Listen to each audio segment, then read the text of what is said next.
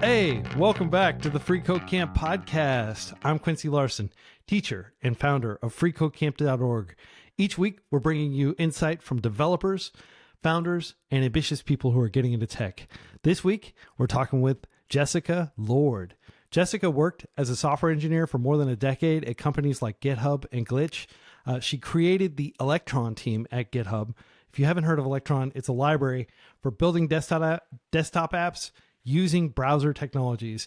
And if you've used the desktop version of Slack, Figma, VS Code, then you've used Electron. Jessica, you're over in London. How's the weather over there? Dim. This is the natural light we've got really today. Awesome. Well, I hope it clears up a little bit and you get a little bit of sun at least.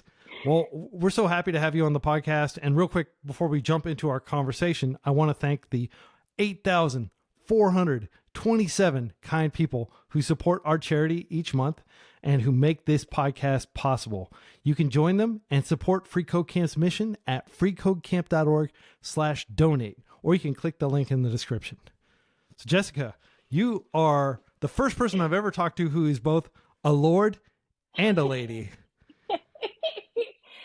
It's true. I really like having this last name. Sometimes the mail comes for me as Lord Jessica, just depending on how their database spits out addresses.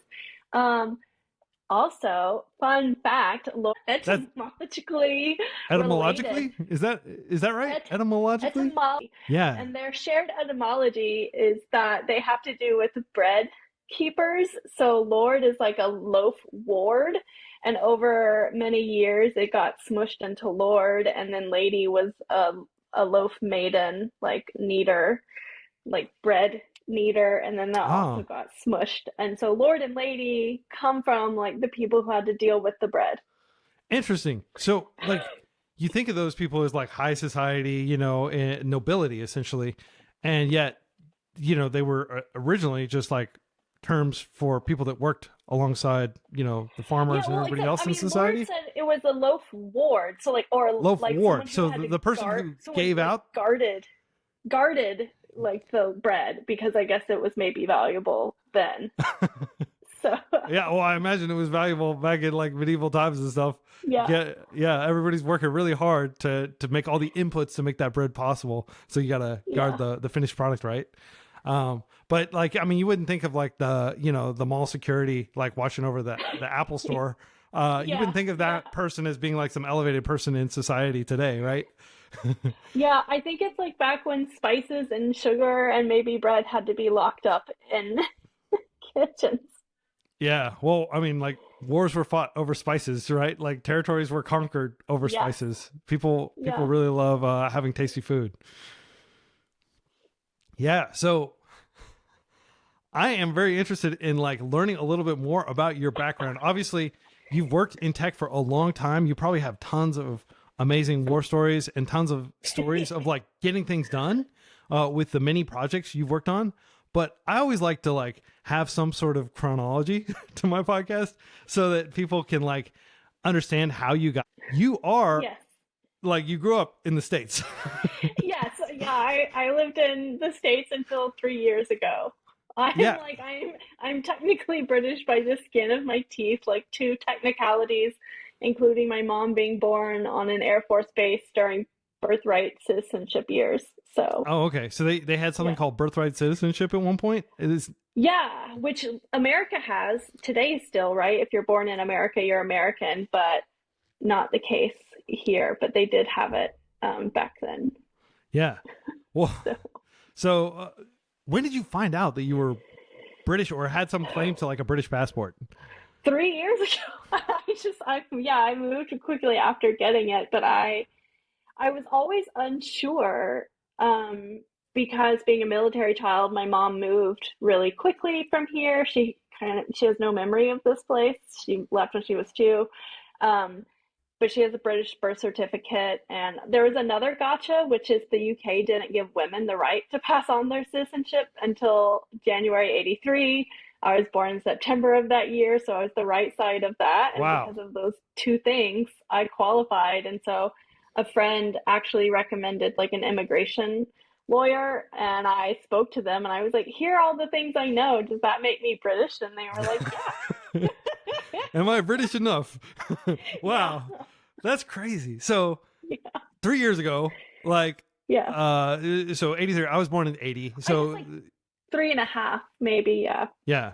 Something. Yeah. So, I mean, you lived like the first 30 plus years of your life, like totally oblivious of your roots, I guess. Yeah. Yeah. Yeah. It's so cool that like the moment you could, you picked up and like just. Yeah.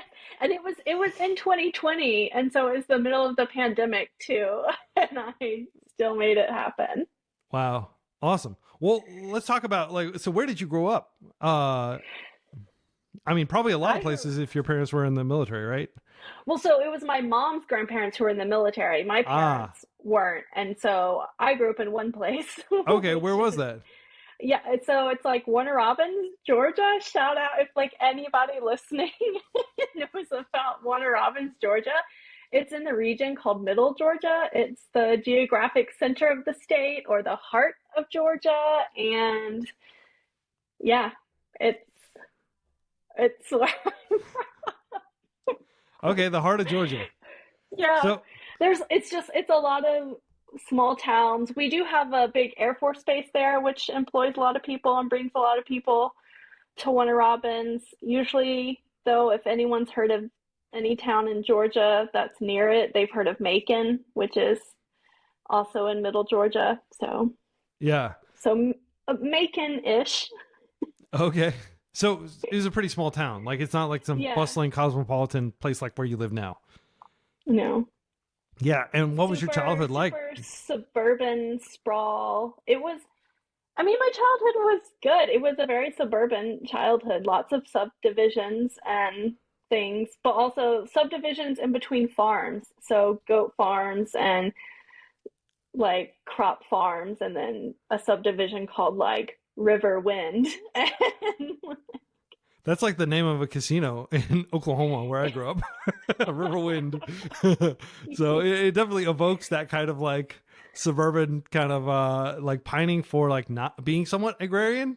Like we celebrate the agrarian in Oklahoma, and yet like it's suburban, right? Like it's like yeah, you look out and it's just a bunch of cul-de-sacs and stuff. So yeah. that's cool. And by the way, if anybody who hasn't heard the Rush song, Subdivisions, amazing song from the 1980s, Oh, I'm I going to link to it. haven't.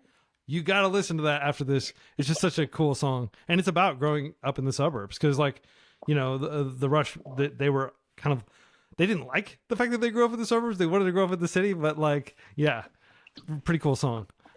Subdivision. I'm just making a note to add that to the show notes. Subdivisions. Such a cool song. It's got this iconic, like, 80s like huge synth sound. So you were over there, and when did you decide that you wanted to get into technology and computers and the people aspect of technology as well? It sounds like.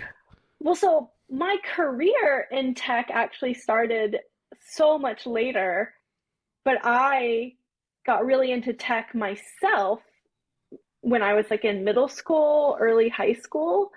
But I genuinely, and I've like tried to reflect back on this because now, actually, having been in tech for a decade plus now, I'm like, how how was it that I, as this like girl in Middle Georgia, was like programming on her own? I didn't have any friends who did it, but I was spending my allowance money on like HTML books, and I was building myself a personal website every 2 weeks, like rebuilding it from scratch using like Photoshop 7 or something, building new suites of buttons every time.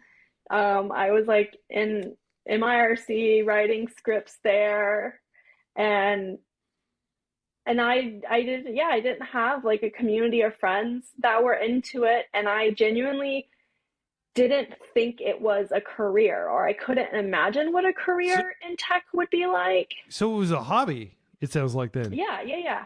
So you just approached it like you were just intellectually curious about Yeah. HTML, CSS, like a lot of the early web technologies, which ultimately became like the backbone of web Yeah. technologies, because if it ain't broke, don't fix it, right? Like, as every engineer cringes a little bit when they hear that. But yeah, we've Yeah, just built all kinds exactly. of layers of abstraction on top of these very Yeah, like early it was tools. HTML, CSS. I was FTPing files. I guess I was writing Perl scripts Hmm. like for MIRC. So And MIRC, yeah, you said you didn't have any friends, but if you were on IRC, you were probably yes. talking to a lot of people. Yeah, I had like internet friends, but not Middle Georgia friends. So how old were you when you got internet access? It must have been like late middle school, early high school. Hmm. So like I don't know, sixth, seventh grade. Hmm. Yeah, Yeah, that's about when I got it. I yeah, remember going to Nintendo.com. They had chat rooms, and I would just hang out and talk with people about Nintendo games and stuff, and got exposed to a lot of things that a 13-year-old kid probably shouldn't be exposed to. But yeah, it was it was really interesting. And I mean, like, internet friends. You used to have internet friends, and then you had your friends that you actually like hung out and ride bikes with and stuff, yeah, right? yeah. Yeah. Totally, totally. And yeah, all my friends at school and in the neighborhood had no idea or interest. I have a brother who's just a year younger than me, also no interest in any of this. And so it was just my like side thing. And I was super into it. I I'm proud. I was a really good child and I didn't get in trouble a lot. Yeah. But I genuinely like when I did get um like grounded and stuff, the things I got grounded for were not taking eye breaks from the computer. And because like in the very early internet computer days, my mom was super stressed about me looking at a screen for too long. And so there were rules about how I had to take a 15-minute eye break after every hour or something. Wow.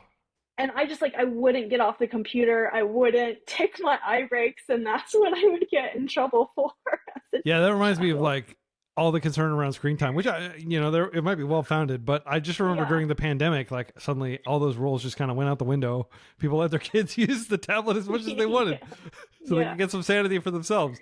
But yeah, so it's interesting to hear that your parents were like very concerned about your health and your eye health at a young Just my age. eye health, yeah.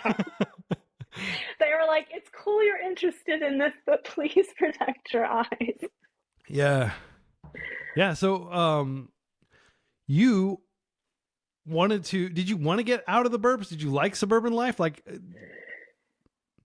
I mean, I didn't know anything else. We were just like a working class family in middle Georgia. You know, our like vacations were just you would drive to Florida, right? So it's yeah. like everything was kind of the same in that respect. Like the biggest place I'd been to was Atlanta until I went to college in Atlanta. Um, and so I just didn't know that much. But I had always loved architecture, and if I wasn't like doing weird MIRC script writing, I was also using really random like 3D house builder software that I would buy at Walmart and or just drawing plans on graph paper. And my dad is a builder and has done a bunch of construction work and building himself. And my parents were always into houses. And Hmm. because I grew up in this like sprawling suburb place, there was always a new subdivision being developed. And so I feel like every weekend for most of my childhood, we would go check out a new subdivision and walk around the houses under construction. And my parents were like, you know, interested in like where kitchen layouts were and where this was. And I started learning about how houses were built and thinking about space. And Yeah. um, Yeah, I mean, when I was yeah, a kid, I didn't even give two thoughts to, why houses were the way they were. It's just a house. I had like zero intellectual curiosity. And today, there are like several TV stations that are like dedicated just to like building house construction, house remodeling, yeah. you know, tons of reality shows around like, oh, we surprised them by completely remodeling their house when they didn't even realize it. And now it looks all Art Deco-y or something, right? Yeah, Um, yeah. that's cool. And so like I guess I knew that that was a job, right? Like building houses was a job and I didn't really know what kind of jobs were computers. And so, And so like, yeah, when I went to university, my mom was surprised I didn't do computer science. I chose Yeah. architecture. Well, architecture does use a lot of technology, right? Like you're modeling Yeah, things, you're probably rendering a lot of stuff. Maybe you could talk a little bit more about that. a bit. There was actually, at least when I was in university, still a really strong, because it architecture is this like collision between technology but also art, and creativity. So there was this really strong emphasis on like we had to like really like know the plans we were drawing physically, and so we were not allowed to submit like final designs in CAD, even though like CAD of course existed Yeah. then, but we had to like draw them with our hands and learn to like feel them. So it was a kind of a tactile like experience of like Yeah. you would you actually carry those big tubes with like architectural blueprints and stuff around the campus? So, yes, I mean, but we also had architecture studios. So you would have a dedicated desk and lockers so that you didn't have to lug so many supplies around. And the architecture studio was like the only building on Georgia Tech campus that was open 24 hours a day. Like Atlanta police officers sometimes came by and brought us donuts because we were there, like slicing our fingers open, building models at 4 a.m. after not Wow. sleeping for 2 days. And So you would like actually use like the that foam stuff and like actually sculpt buildings. yeah, yeah, yeah, and like chipboard and wood and stuff, and we had to draw the plans, build the models for them, do the topography for, like the hillsides Yeah. and things that they were built into. When I was living in Tianjin, there was like this giant kind of like diorama museum, and it was just dioramas of different parts of the city. And so you would stand on this giant, like kind of like thing, and you look down at like this recessed kind of like platform that was just covered in like models of literally every building in the Yeah, city. And I was like, wow, like it must have taken so much work to like figure out like where everything was and like map it out and then actually build it out. So you were yeah, building things like that. yeah, yeah. I mean, not at city scale. We were building it for like, the building that we were building on the piece of land that it was on. But Yeah. yeah, Yeah, I mean, it does sound like a lot of fun. It's like Lego blocks to the next level, basically. Where, yes. yeah, did you play with Legos as a kid? Oh, for sure, for sure. Yeah, My yeah, kids love Legos, and like we go to the mall. I don't know if you see those Lego flowers back there. Like yeah, every time we go, I'll get them like a different Lego flower, and they'll assemble it, and we'll put it in that little bouquet back there. But yeah. yeah, that's so cool. So one of the things I have, of course, I'd love to hear more about architecture school, but for the sake of our audience who may not be that interested in architecture, Yeah. um, I'm really interested in how software and technology were used at the time and how that has progressed. Even I don't know if you still follow the field of architecture and of like civic planning and these other related urban planning. If you still follow these fields and read any of the journals or watch like YouTubers that talk about this stuff, but like, what was the technology like back then, and how has it changed? So I still have one foot in on all of that stuff. I'm sure there's plenty of stuff I don't know about, but what eventually was frustrating for me is so I graduated with an architecture degree, worked as an architect for a year. Then I went to Boston City Hall and I was an urban designer there. And I worked in the urban design technology group, and I was like, this is perfect. Like, this is the role I'll be in for the rest of my life. It's like clearly made for me. I love computers, I love cities. Um, and I came to learn there was not a lot of technology actually.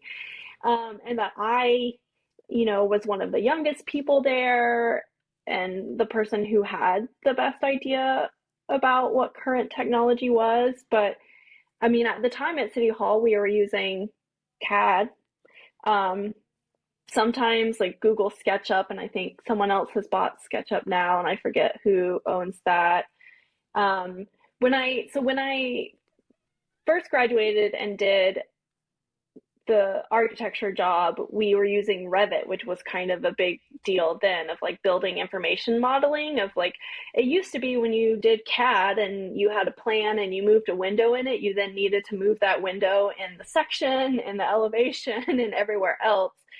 But Revit. So you can like cluster things together, so you can move like entire like I guess Yeah, collections everything. of elements, kind of like how you can like set everything as a group or a layer in like Photoshop and move it at once. Yes, exactly. You can move the window once and it's moving everything else. Like it's moving that window and all other related documents. It can create the other documents for you. It can do building material calculations. It can do renderings. And so it was the next level. And it was such a big learning curve still at that time that a lot of architecture firms were still stuck on CAD because, like, the inertia to get everybody Yeah. there to learn this new software. But I was lucky in that I joined a very small architecture firm. And so we did switch to Yeah. I Revit. mean, and CAD is like a primordial tool. Like it is, I think CAD, computer aided drafting, right? We used Yeah. it in woodshop class when I was a kid. Yep. And I mean, I'm sure that there are like industrial versions of CAD that are way more powerful and everything, but like I think of CAD for designing like, you know, like something that you're going to machine, like Yeah. a part, right? Some small like widget that you're going to put into like an engine or something, not for designing something as complicated and, you know, deliberated upon and imprecise as like a house, I guess. Like if somebody Yeah. wants to have their dream home, they probably don't want to be using CAD to build No, it, you right? absolutely do. You CAD's could. really precise. Like, yeah, Well, and I plenty of mean, it's people extremely still, yeah. precise. It's Yeah. extremely precise. But what I'm thinking is like, I mean, with a part, like the design considerations are probably pretty baked in, and maybe you wouldn't go through as much iteration as you would with like a house. Like, okay, now we're going through this rendering of the house, and like, I don't like where this Yeah. bathroom is, or something like okay, well, let me just move the 25 polygons or whatever that make up this bathroom individually to a different part of the house, and you know, Yeah. like, I could just imagine that being like a lot of work. Well, you also start on paper too, right? And sketch and Yeah. work with the client So by the time it even and gets into CAD, it's gone through so much iteration just because getting things into CAD is yeah, probably very expensive in terms of it can. time. And I'm sure there's like different like versions that do have like shortcuts and like component libraries and stuff that make some of this easier too. But there was still a very big leap between like CAD and the like building information, the BIM building information modeling system software. Building information modeling, BIM. Yeah. Okay. Yeah. So Hopefully I'm that's a genre of recalling software that that I just learned correctly. about. Yeah. Awesome. Well, I'm very curious. So, of course, I'm curious, like what you did after you got out of school. But while we're on the topic of school, you went to one of the premier engineering schools in the United States, Georgia Tech. Like I've had, I think, several Georgia Tech alums on the FreeCodeCamp podcast. Yay. They have, you know, a very prestigious computer science degree program, and so you're studying architecture, but you're interested in computers. Did you ever think like maybe I should switch to computer science or? Honestly, again, this is something I've reflected on now that I'm this many years outside of having switched to tech full time. Because, yeah, I went into Georgia Tech doing architecture. They definitely had a computer science program, but still, I think I just couldn't imagine, and I think that sounded really boring to me. Like, what kind of job would that be? And so I did architecture, but Georgia Tech at the time was one of the few or only schools that required all majors to take a CS course to Yeah. graduate. You had to take like an intro CS course, and it was my easiest A at Tech.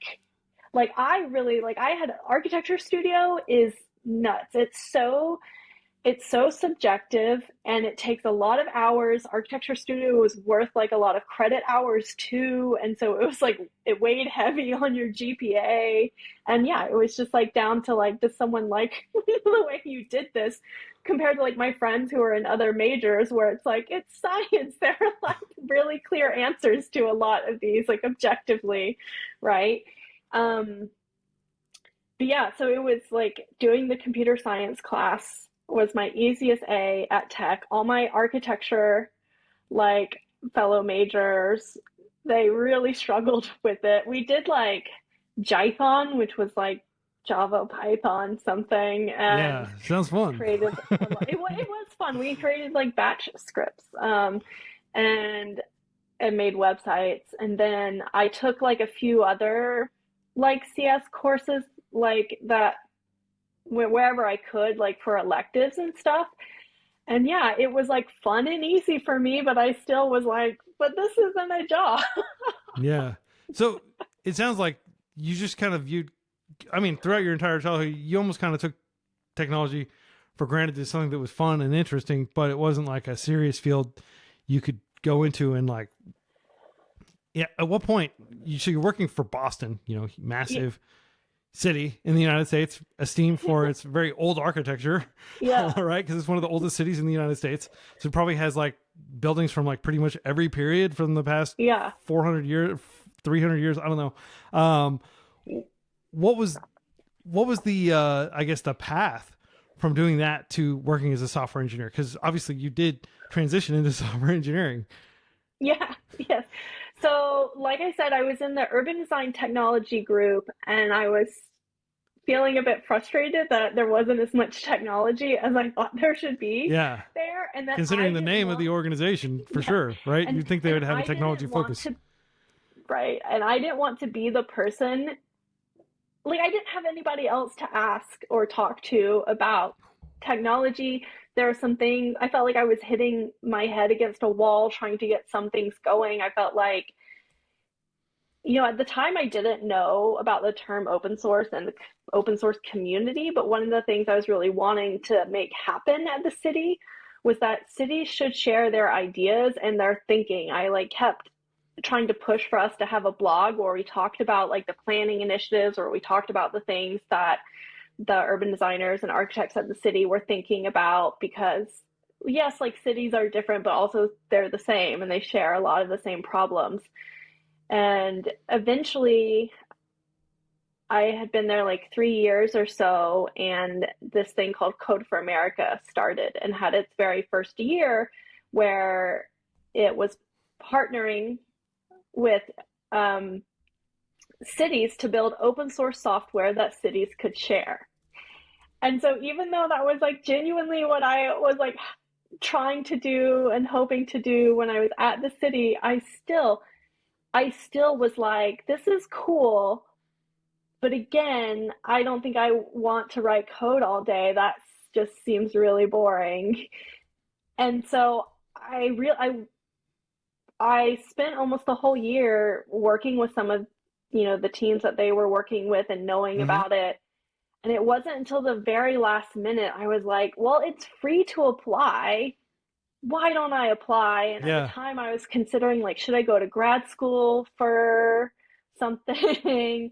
And I was like, I might as well just apply. And I applied and then I got it.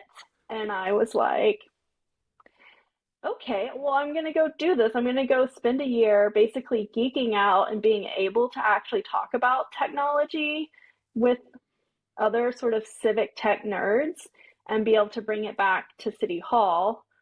Spoiler alert, I did not go back to City Hall. Well, let's talk real quick about Code for America. So for anybody who hasn't heard of it, like, it's an organization I greatly admire.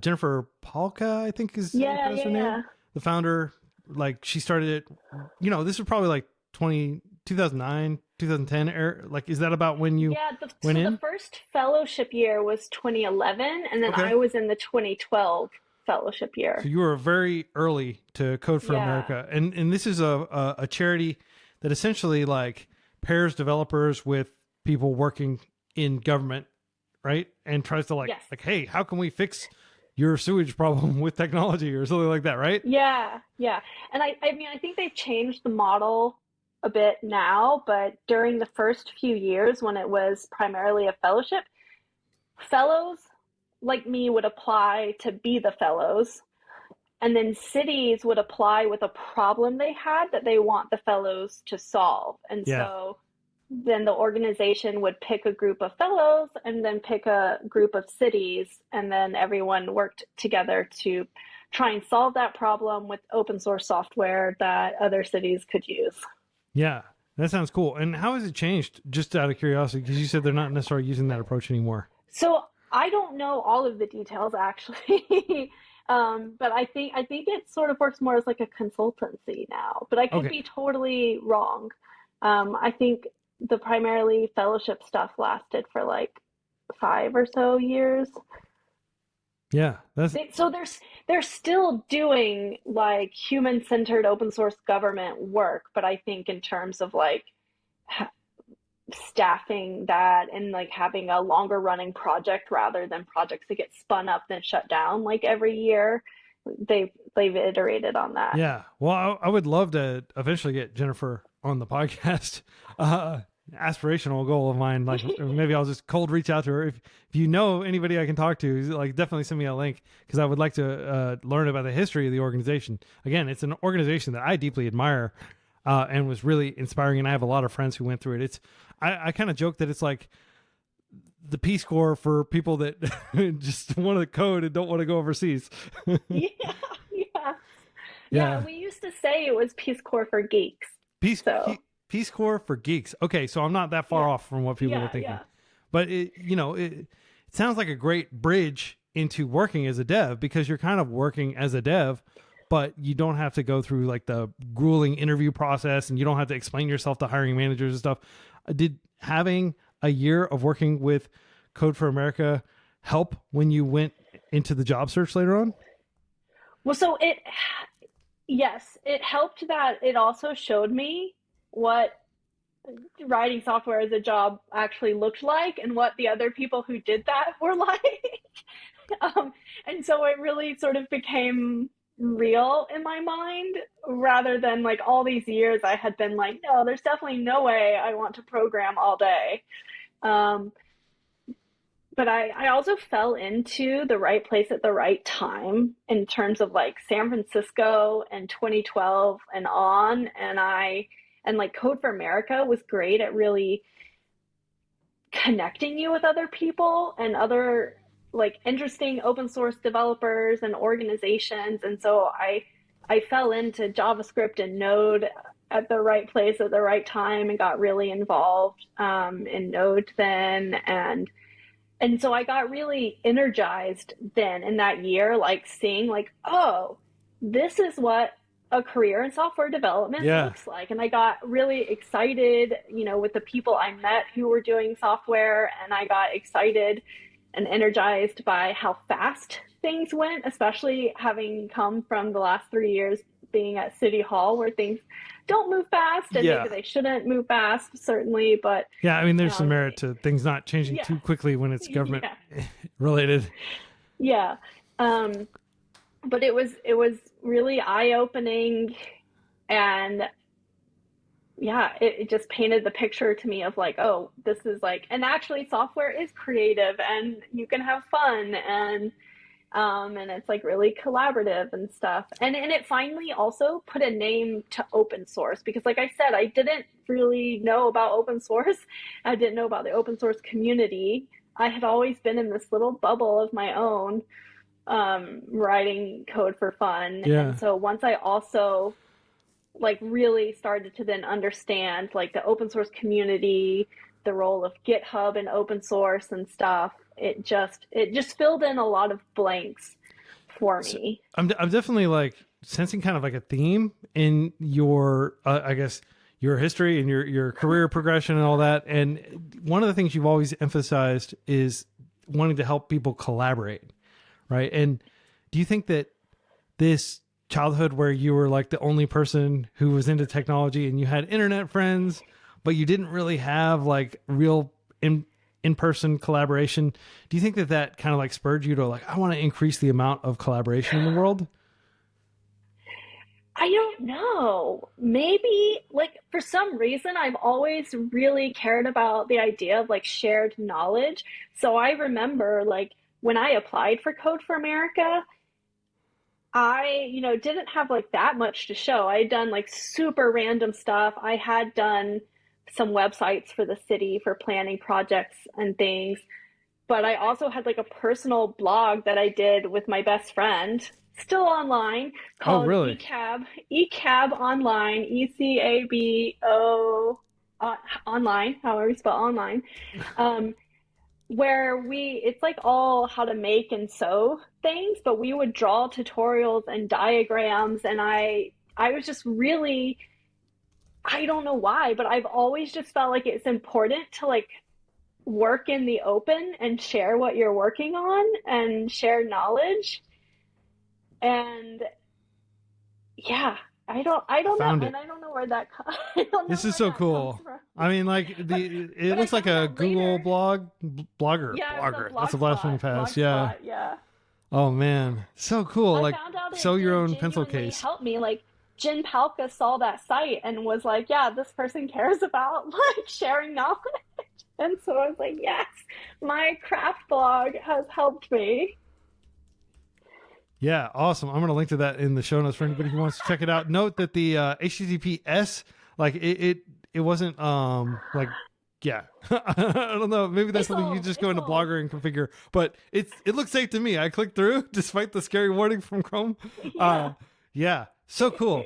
So maybe you can explain the process, because I'm really curious about, okay, when you finished Code From, was it like a preset, like I'm gonna commit for like 1 year and then I'm gonna figure out what to do from there? Like you're winding down your time at Code for America.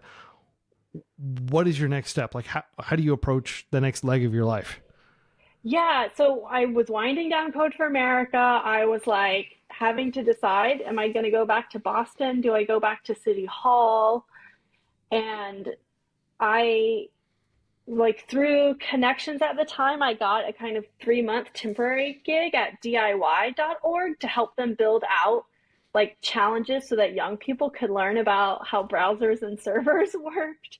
And so I came on and was working with them. And then I actually got like a DM asking if I wanted to talk about working at GitHub. And so I got lucky in that respect of like, I don't think I've even would have thought of applying to GitHub. And so I met up with someone at GitHub and I started the interview process, and then I got an offer, and I just had that moment. Well, actually the moment I told myself was like, this is like really amazing and unbelievable. But I thought I was going to go back to City Hall. But also, in the grand scheme of things, I'm only going to be learning more that I can bring back to City Hall later. So Yeah. if I just do this for 3 years, I can go back to City Hall then, with more knowledge. Yeah. I always kind of entertain this notion of going back to be a school director and being like the most competent school director ever, in terms of like being able to take all the automation and management skills I've gotten for freeCodeCamp and just run like a tiny English school or something like that. So I can kind of relate to that notion that like everything I'm learning I could take more, so why not learn even more? Yeah. And so that kept propelling you. Like 10 years in, do you still like entertain the notion of going back to City Hall? I do. Well, yes, I do, actually. And I still have some contacts. And actually, amazingly, like another Code for America fellow who I think was the year after me is now like chief of staff at the city of Boston, and works with the department I used to work with there. So I think, and Boston has always done some really cool stuff. They've had like the Office of New Urban Mechanics in Boston, and they've done cool stuff. So yeah, it's still back there in the back of my mind. Yeah. That one day maybe I'll go back. You didn't have to give up your U.S. citizenship. Are you like a dual citizen or? I'm a dual citizen. Yeah. Okay, yeah, that's one thing. Like the U.S. does with some friendly countries, but with like China and India and a lot of the other big countries, they I guess all the nuclear powered countries. I don't know. Does Britain have nukes? I can't remember. But yeah, like that's cool. So you could still potentially go back and work in government there. I'm not sure if like even if you were a British citizen, you might be able to work in the U.S. government. I'm not sure what the restrictions are. Sorry for this tangent. But my thinking is like, okay, cool. So you're at GitHub now, like, or you get this like Cinderella story of like not even having to interview. Basically, do they still interview you? So I did interview. I just didn't apply myself. Yeah. Like someone reached out to me and started the conversation. Because I don't think I would have ever attempted which completely changes the dynamic. Is like, oh, you want me, huh? Okay, well, like it probably gave you a lot of like they probably were a lot less rough on you than they would like a proverbial walk-on who's trying to try out for the It team. was also 2013, so honestly, it was like there were not a lot of like rules and regulations Yeah. happening at San Francisco companies at that time, and I benefited from that for sure. Yeah. It's like you just, maybe you can describe, because that was like pre-Microsoft acquisition. That was like way back in startup land. Like I remember, because FreeCodeCamp started in 2014. So this was before even that.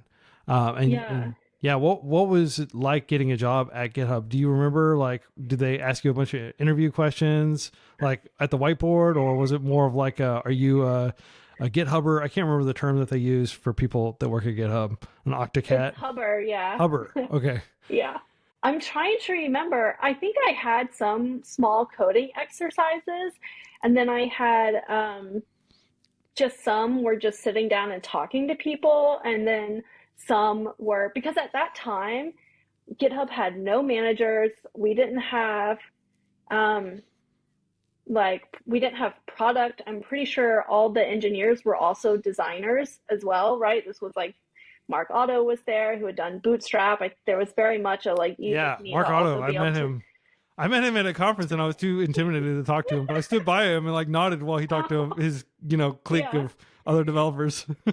Yeah, and so there was very much a like you wear multiple hats, and so one of the interviews was just going through one of the GitHub pages and talking about how I would redesign it and code it and like sort of do a walkthrough of like interventions to improve the page and why. But yeah, everyone had to kind of design their own stuff at the time too. Yeah, and then that was it. And then the job offer I got then, because again, this was like everything was it said front end superstar is what literally my title was on the job offer. Wow. Front end superstar. I haven't heard that one. I've heard like ninja. I've heard like, master chef. Like I can't remember all the different like, names I've heard for job roles, but superstar is a pretty good one. You must have felt pretty good putting that on your LinkedIn. I didn't even create a LinkedIn until like 3 years ago, but wow, that is privilege right there. I probably had to send it to like landlords and stuff who were like, okay, this is fake. Yeah. So, what was it like the early days? Like, again, this is like, and of course, I just want to stipulate that like this is your current job, like your current employer is GitHub. So I'm not asking you to like say anything bad about them or anything. Like anything you can say, if you can't talk about something, it's totally cool. Just tell us you can't talk about it. But like, what can you talk about? The juicy tidbits, the day to day. Was there like crazy, beef jerky and like confectionaries everywhere? Like, did you have like lots of confectionaries? I mean, there were beverages as well there, but it was very interesting. There were lots of things I liked about it. There are lots of things now that I've been in tech for long enough that I knew could never work in the long run. Of like, we didn't have managers. Everyone, it was like a sort of land grab free for all of, you went into the repo, you clicked issues, and you picked something, right? And you planted a flag, and like, I'm now like questioning some of these metaphors I'm using. Yeah. But you put your stake in the ground, like the Oklahoma land run. I got to tie it back to Oklahoma. Yes. You claim stuff, and if someone else maybe was working on it, you would have to work up the courage to ask them, like, could you join them and work on this too? And yeah, so it really benefited stronger personalities. Yeah. And people who are friends with each other worked together on stuff. And so it was like kind of chaotic at the beginning. And that was during the period when GitHub was really like proud that it had no managers, and they would say, no one will tell you what to do at GitHub. Yeah, which is a fiction, because at the end of the day, there are things like that, there are lines you can't cross. They may not be visible lines, but there are lines. Yeah. Yeah. I want to take a moment just to talk about, the role of bureaucracy and the importance of bureaucracy in like militaries and governments and even like large corporations. Like there are some pretty big companies out there. Like Walmart has like more than 1 million employees. You know, of course, the federal government in the U.S. has like 2 million. Like even a company like Microsoft might have like hundreds of thousands of employees. Like if you don't have any sort of like chain of command and like people you report up to, it just becomes charismatic leadership. You get like the WeWork guy coming in and like serving tequila shots and right after he fired half the people, you know, and like you just get like this weird, you know, kind of like the loudest voice in the room becomes the voice that people have to listen to, or the most imposing, threatening, tall person who's like looming over you, you know, or the person who just has the most crazy kind of memorable ideas, even if they're not good ideas. And I am very cognizant of that because FreeCodeCamp, like our organization, our charity, we don't have like a chain of command, so to speak. Like I consider myself kind of like an individual contributor, an IC, alongside everybody else. But at the same time, I'm very aware that this will not scale and that it might work with like 35 people, but it's not going to work when we have like hundreds of people, you know, decades from the future, if that ever comes to pass. Like, and so I think what you're describing, if I can editorialize a little bit, not having ever worked at GitHub and only knowing a few people that have, but it probably was like kind of like the growing, like going from small founder driven startup to like bigger company. And you were there for a lot of that growth. Like, do you remember how many people were working there when you joined? I think I was like 175. Okay. And when I left 3.5 years later, we had like over 600. And I think today we have like 3,000. Interesting. So you came in under the Dunbar number, which is like like the psychological theory that like a human can keep like about 150 human relationships in their mind. And so, I know this person, they're on this team, they're working on this. And like, you could conceivably know everybody that works at the company. And it's like 100. What did you say your number was? It's like 175. Okay. So you were just over the Dunbar number is 150.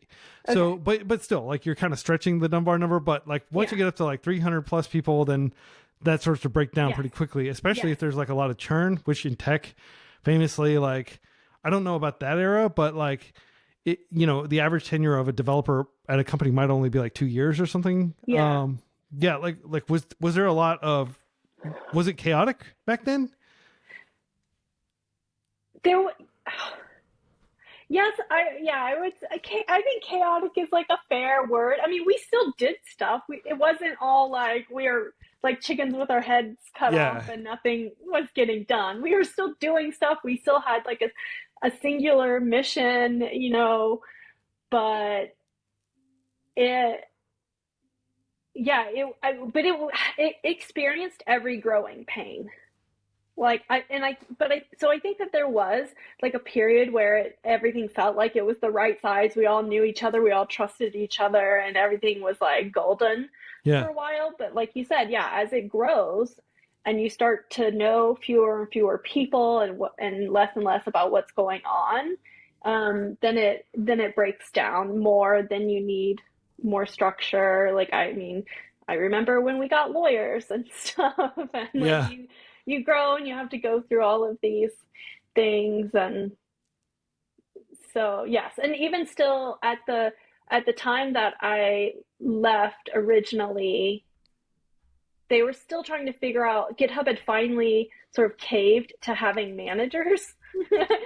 But then it kept flip-flopping about, should managers be technical? Should they have like technical skills in the area they're working on, or should they just be people managers? There's something in developer culture, sorry to interrupt you, but like more than most fields, I think developers want developers as managers. They want people that are quote unquote technical because it's seen as kind of like a badge of an honor. Like I can go in and I can go to a whiteboard and I can explain how this data structure works. And I want my manager to be able to do that. I don't want to be managed by some, you know, pointy haired boss, you know, as they're called, like Dilbert, if you've ever read that comic. It's all about like the people that like have risen to their highest level of incompetence where like they can't rise any higher, so they're Yeah. just there.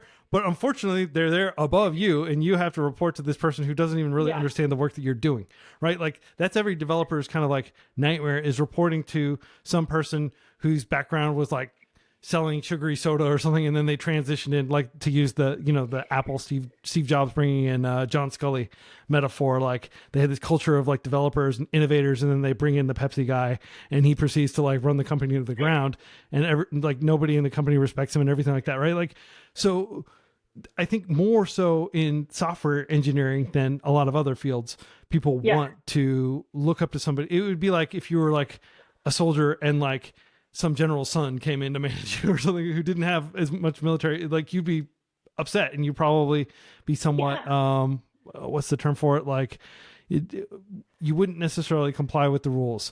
And you wouldn't necessarily, you'd perhaps grudgingly carry out their, you'd be insubordinate. That's the word I'm looking for. Did you sense any of that? Like when GitHub brought in managers who had like an HR background or had a legal background or something, but they were like suddenly over developers? Did that happen very often?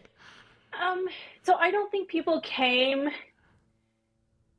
with like HR or legal backgrounds to become engineering managers, but they maybe had been engineers, 15 years ago and on a completely different tech stack. Or they had come from like a really giant corporation that didn't get the GitHub culture. Right.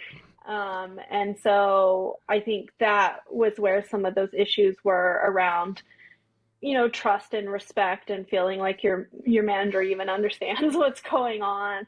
But I think, the inverse, there was the problem too of, well, if our managers are engineers who know the tech stack deeply, they maybe have just been promoted up into management and gotten a pay raise, but actually have none of the skills it takes, because they are entirely different skills, like being a people manager. But they thought it would further their career and it was more money. And so then an engineer like becomes a manager. And so like theoretically, they understand all of your technical challenges really well, but they're awful at the people stuff. Yeah. Or maybe they actively kind of avoid the people stuff, that people part of their job, and they just kind of retreat into like code-based minutia as a way to kind of like use up their time, as opposed to like actually cultivating younger talent. Or they really hate not coding, and then they keep coding and not doing not unblocking their people. Yeah, I mean, like a manager who complains about meetings, that's always like the worst in my mind, because but I'm not, again, I just want to be clear. I'm not characterizing any managers at GitHub. My own knowledge of that is limited, but I have had lots of managers who were kind of like regretful GitHub managers. Problem either. I think lots of companies have gone through that growing pain of figuring out how to get good managers.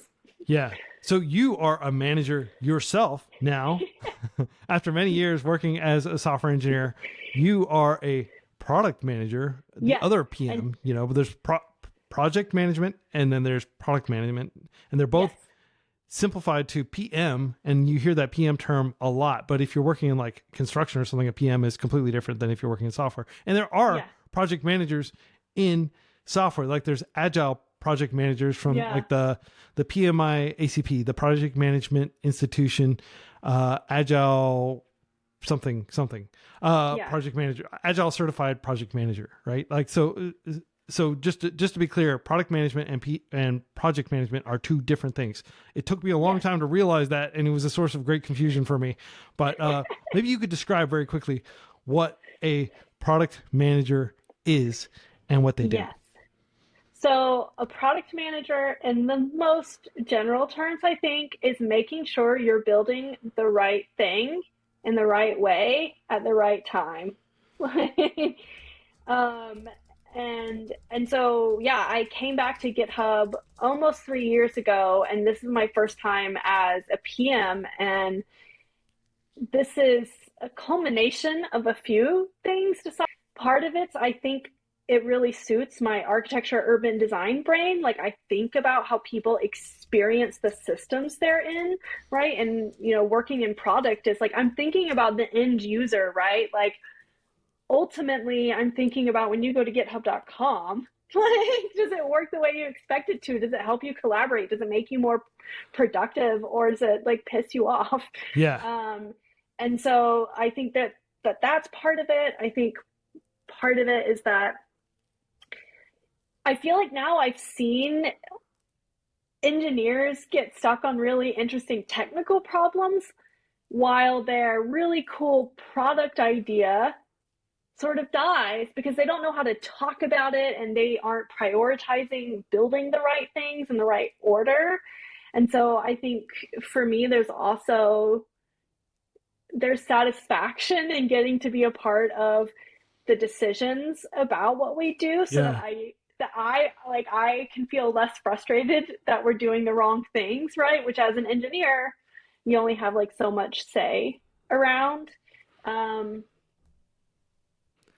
yeah, Well, and I think I also got kind of tired of not getting to write exactly the niche JavaScript that I wanted to write, which is completely unrealistic if you want to like work at a big job anyways. So there was like multiple factors where I was like, I'm going to try and be a PM for a developer tool.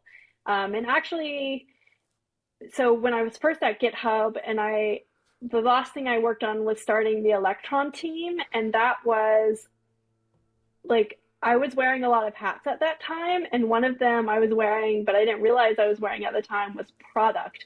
And so some of the stuff that was the most fun about working on Electron, getting it to its 1.0 mhm. then, is like actually very product related. And not to like be too boastful, but I genuinely think was like really important to establish an Electron early on. Like establish how we talk about it, how we do the documentation, um, and how we prioritize, what features are Right. needed to be done when. So essentially making sure that you're building the right thing in the right way at the right time and communicating Yeah, what that thing is, yes, right? yeah, Like exactly, product management. exactly. Yeah. Yeah, yeah, yeah. So I've come back now and I'm a product manager. Awesome. And we can talk about your journey away from GitHub and your journey back to it. But I just want to talk a little bit about Electron because it's such a Yeah, cool fundamental technology that we take for granted, like that there's this library where you can build desktop apps that also leverage all the power of like Chromium and all these other browser tools and essentially make native app development. I'll put that in air quotes. yeah, um, yeah, that make native app development like web development. So if you're a web developer, which more than half of all developers on earth are web developers, even like mobile app developers, they're not spending all day like doing mobile app development per se. They're doing a lot of web app and development and writing APIs that the mobile app consumes, right? So I just want to clarify that because so many people are like, why do I have to learn web app development? I want to do game development or something. Like, well, you don't understand. Like, web app development is development in yeah, 2024. Like, everything yes. uses the internet as a platform. So I'll get off my soapbox. But yes, you were involved. You essentially in the inception of this critical tool that like Microsoft uses heavily with VS Code, that Slack, their entire mobile app. I think Spotify, like a lot of other. If you ever downloaded kind of like the mobile or the desktop app version of a Yeah, popular website, it's probably running Electron yeah, under the hood. yeah, Maybe you can yeah, describe what that process was like. Like, why was it created? Like, yeah. was it to scratch your own So itch?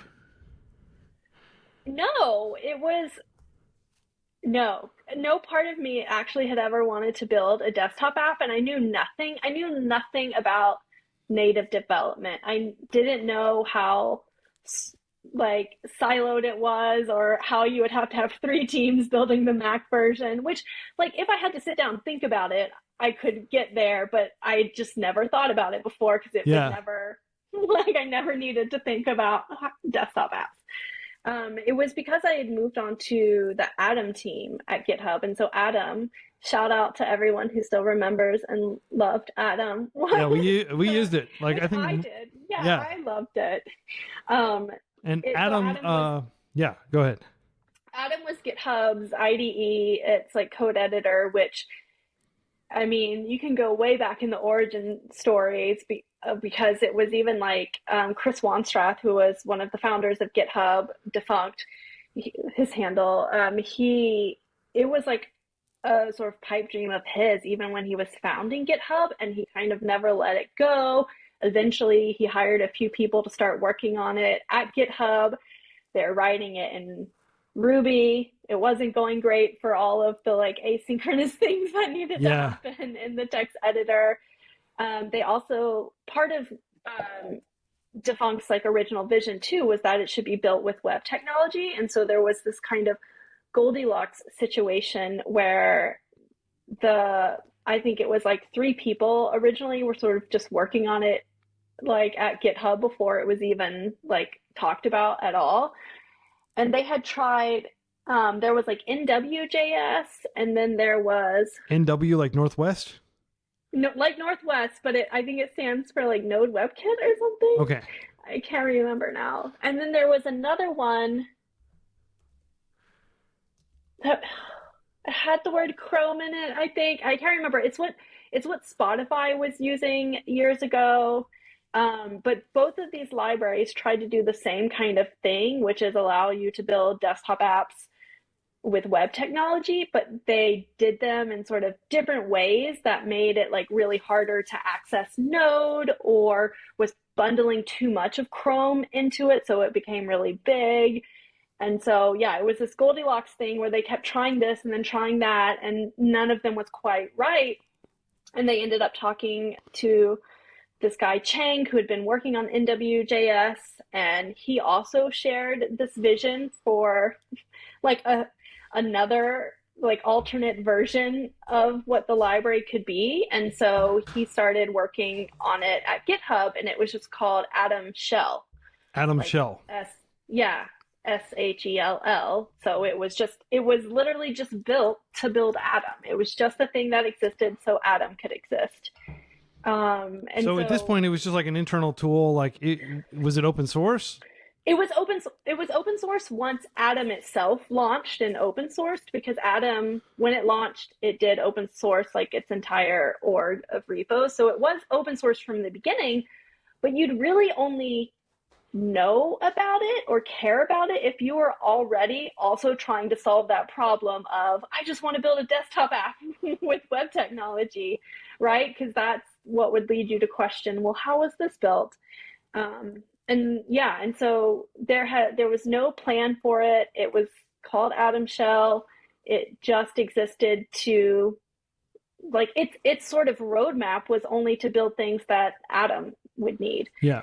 And so eventually I joined the Atom team. I onboarded. I started learning about all these things. I learned about why trying to build a desktop app is hard. And I just thought it was actually the revolutionary sort of tool besides Atom, and I loved Atom, right? But Atom's a text editor. It does a lot of things that other text editors do. But I thought the like real game changer was actually Atom Shell. And so I honestly just started being really annoying, and I benefited again from it being kind of loosey-goosey at early GitHub. Yeah, I mean, it sounds like this was the perfect environment. If there's ever been a perfect environment to like just step in and say, hey, I want to get this project going, and like permissionless innovation, right? Like nobody's going to tell you stop because there's nobody to tell you stop. I did get told stop for a bit. I genuinely was told, if you care about this, just work on it on your weekends. Like it kept being emphasized that it was not important. It was not important. And then eventually, so this is pre-acquisition, but Microsoft had reached out to say, hey, we're building a text editor too, and we're using Atom Shell. Just giving you a heads up, we're going to launch this at this conference. And we had this moment where we're like, okay, it's going to start getting confusing actually if other people are making text editors and actually they can make anything and it's all linked in name to Atom, another text editor. It would just get confusing. so we just had like an internal brainstorm, whatever. We picked the name Electron, and then it got renamed Electron, but it was still just going to be this dependency of Atom. And I kept being annoying. I wrote up roadmaps about what should be developed so that other people could build apps. Yeah. And then eventually, I someone said that I could spend my time on it, and so it grew from there of like putting together the roadmap, making sure all the documentation was good, So and building like the demos app and stuff, and making sure we could communicate like what it was and why you should care about it. Yeah. So at the risk of maybe edifying you too much, it sounds like a lot of this stuff, like without your internal advocacy and things like that, it may have taken a lot longer for a tool like this to get off the ground. And so you being the squeaky wheel, you ultimately got the grease. And in this case, the grease was having a whole lot of people adopting this tool and having this very, active open source project that, because I mean, like a lot of people don't realize this, but like most people who contribute to open source are getting paid to contribute to it, right? Like people, software engineers at Microsoft, right? Microsoft has a lot of software engineers on their payroll, and once they're contributing along with the GitHub team and potentially the Slack team, and like all these other engineers are coming together, like, hey, we depend on this tool. We need to add this feature. We need to improve the perf over here, the performance. We need to do XYZ, right? Like that had to really help kind of like be a shot in the arm in terms of the project really speeding up. But maybe you could talk about that. That's my presupposition. Like, did having a bigger table, bringing more people to it, did that accelerate development? I think so. I started like using my time to speak about it at GitHub conferences and other conferences, and I mean, Microsoft took it after the acquisition. So it's not like, you may have added a few tens of millions of dollars to the acquisition price because it's like, oh yeah, more spoils of our acquisition. Yeah, so I definitely think so. And like Slack engineers were very active early on helping it along. Yeah. That's cool. Well, at what point did you decide like, hey, I want to go work at other companies? Like, I don't want to just stay working here at GitHub, because, a lot of people would, be perfectly happy working at like one of the most successful tech startups of all time, perhaps. Definitely one of the biggest acquisitions of all time. Maybe you can talk about that a little bit. Yeah, like I'm happy to talk about it. Honestly, I just didn't work with enough women, and I was like, I think I can do better somewhere else. Yeah. And like, because I'd been there 3.5 years, and I had not had another software engineer like woman on any of the teams I'd been on. That's not to say they weren't there. I mean, some of them were there and they were my best friends, but we were never on the same team. And so my personal experience there was that I had never ended up on a team that had another woman like in a technical role. And so I just kind of I felt like I wanted to see Electron to its 1.0. Like that was really important for me, and I wanted Electron to have enough traction internally that I felt like I could sort of like Mary Poppins out of there. And so and that was kind of how it worked out. Like we did our 1.0, like GitHub started to say and see like, oh, this is important and interesting and worth funding. And so we got like a proper engineering manager who I knew and trusted. And so, and so once all of that seemed like it had a solid foundation, then I was like, okay. So it's almost, it's kind of like my baby's all grown up and I'm going to set it loose into the world, and now I'm going to go, enjoy life as an empty nester kind of. Yeah. And so I went and I looked for different kinds of engineering teams. Yeah. And where did you go from GitHub? So, technically I was at MongoDB for a minute, but there's like a whole other background of like their hiring system and why that didn't, that's like a story for another time. But then I went to Splice, which Okay. is like, sometimes they would say it's like GitHub for musicians. Okay. Oh, Splice, It's, like where you buy all your stems and stuff for if you're like a DJ. yeah, if you're a music producer. Yeah. Okay, I'm familiar with Yeah. them. Yeah. So, I knew a few people there who I trusted and thought were great, and it honestly, it was like a life-changing experience. It was the most collaborative and diverse engineering team I've been on. And so I really like at that point I swung the pendulum because I'd been really dedicated to JavaScript and Node and open source and developer tools and like civic tech and OpenGov and all of that for a while at that point. And I swung the pendulum and I was like, the only thing I'm caring about right now is like a good engineering team. And so I started writing Go. Go And Lang. The Gopher. yeah, Golang. And it was closed source and I didn't understand the first thing about music production. So like myself. So you didn't have the domain expertise, like the feel for like users and empathy for users that you needed to be able to do a good job. Well, I mean, I think I did a fine job. It was, for me, it was different to not understand our users Yeah. as well as I understood the users at GitHub. So it was just different, like I'd be in meetings where someone would like throw out a music term and I was like, can someone what's a sample? Oh no. And so it's like, So it was like a cultural fit, but it was not a cultural fit that's like, toxic culture is just like completely different. Like, would you consider it cultural or just were most of the developers that you work with like interested in music? Like, yes, yeah. Like, and I did love that. So like, I still loved that to me, it felt like a non-evil company that was trying to do good. I felt like the founders were genuine in wanting to like democratize music creation more and get artists paid.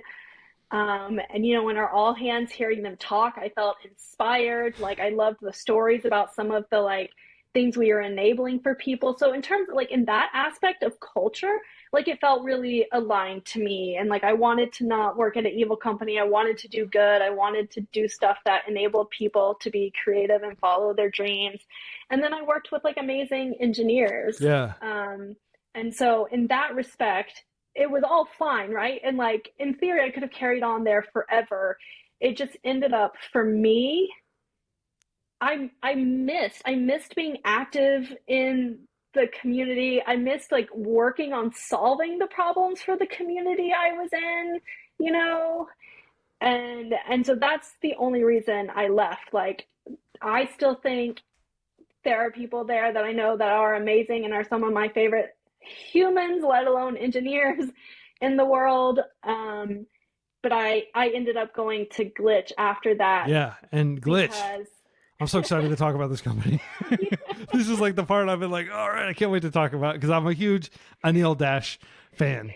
And I had the pleasure of interviewing him many years ago. He like FreeCodeCamp was very new and he agreed to come and like hang out with us on New Year's Eve. We had this big New Year's bash where I interviewed a bunch of devs, including him. So yeah, let's talk about that. Sorry, I didn't mean to interrupt you. I have to contain my enthusiasm a little bit. it ended up like, yeah, I knew people at Glitch and Anil for some time. And actually, when I originally left GitHub, I talked to them about going to Glitch. And I didn't because it was so small and like mostly dudes at that time. Yeah. And I was like, that's not what I'm optimizing for right now, And so, yeah, after Splice, which was just like an amazing group, and it was tough, but I was like, I have to swing the pendulum back, and I have to optimize for Yeah. for like open web stuff again. And so I I joined when they were starting to grow a bit more, and they were going to really build out a team to work on the editor itself. Um, and so I joined and was there for 2 years working on that, which was, yeah, a whole other experience because it was a very, very tiny, tiny startup. Yeah. How many people were there when you joined? How many devs and then how many non-devs? I don't know. It was really small. I mean, I Was think it based in New York? Where was it based? yeah, we had an office in New York, but it was still remote friendly. So some Okay. people were remote. I mean, I think at most we had like 50, 55, but it Yeah. definitely was like 20, at times. Yeah, and Glitch, just for anybody who's never used it, like FreeCodeCamp, we used to use it as part of our core curriculum because it was like such good user experience. You didn't have to learn Git. You didn't have to learn how to like go into like the command line and, run all these, make files and stuff. Like you just went in and into the cloud-based editor and you just started building your full stack app using Node.js, using React, using Yeah. whatever tools you want, and you could just build. And to be completely fair, like a lot of this functionality may still exist. I haven't used Glitch in a while, but it was just like a great kind of like intermediary step to actually developing locally on your own, Yes. development environment on your own computer. So you said there were about 55 people. It was a very technical product. Like I immediately saw this and I was like, wow, they put a lot of engineering into this. Maybe you could talk about like Glitch, the product. Containers. Yeah. Yeah. Um, yeah, so it was really interesting because it's the in-browser editor and then instant continuous deployment of JavaScript and Node apps. And so it was like, easy enough to like, if you just like literally needed to show someone how one thing worked, you could just write it and you would know it always worked in the right way when you sent them that glitch link. Yeah. And then you could also remix sites. So we also wanted it to be a way for like,